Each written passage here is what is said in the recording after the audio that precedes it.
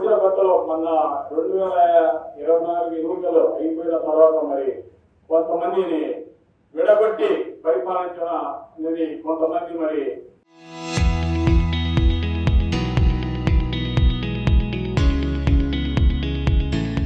దుష్ట శక్తులు తెలుగుదేశం వాళ్ళే అనుకుంటాం.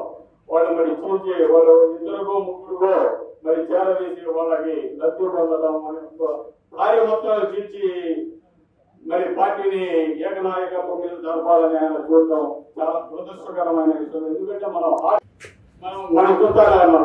ఎవరైనా కానీ మీరు ఇంతమంది వచ్చారు గతంలో కానీ ఇప్పుడు కానీ, ఎప్పుడైనా మనం అదిగో శాసనసభ్యులు గారు ఒక తిరుపతి లెటర్ ఇచ్చాడు, ఆ లెటర్తో నేను దర్శనం చేసుకుని వచ్చాను అని అందరూ లేడు. ఈ రోజు వరకు దర్శనం అనేది ప్రతి ఒక్కరికి చెందాలా. వాళ్ళే కొంతమంది పరిమితం కాదు. ఏ ఒక్కడు కూడా ఈ రోజు వరకు తిరుపతి లెటర్ తీసుకుని శాసనసభ్యులతో దర్శనానికి నోచుకోలేని పరిస్థితి మన దౌర్భాగ్యం అది ఇక్కడ. అలాగనే ఏ సచివాలయంలో పోయినా మరి శాసనసభ్యులుగా చెప్తుంటారు, మరి ఆ దాంట్లో తెలుగుదేశం మెయిన్ కార్యకర్త చెప్పాలంటారు, నాయకులు చెప్పాలంటారు.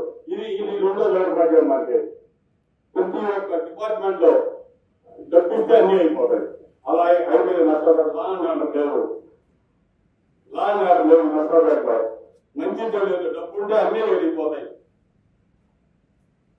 ఇలా చెప్పుకుంటూ పోయిన చాలా ఉన్నాయి. మనం చేసిన తెలుగుదేశానికి చేసిన సహాయం కానివ్వండి, సాయం ఒప్పుకోండి మీరు మనం ఫైట్ చేసి మరి ఒక కూడా రాకుండా మరి ఎండలో మనం చేసాం. ఈ రోజు కూడా మనకు తగిన న్యాయం 10% న్యాయం కూడా జరగలేదు. కాబట్టి రాబోయే ప్రాంతీయ శాసన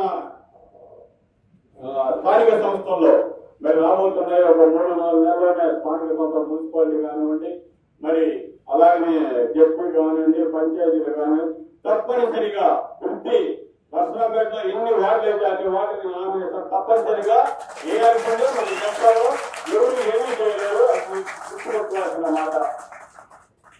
ఒక హైకమాండ్ ఏం చేస్తుందో మనం చూద్దాం. వాళ్ళే నిర్ణయిస్తారు మన హైకమాండ్.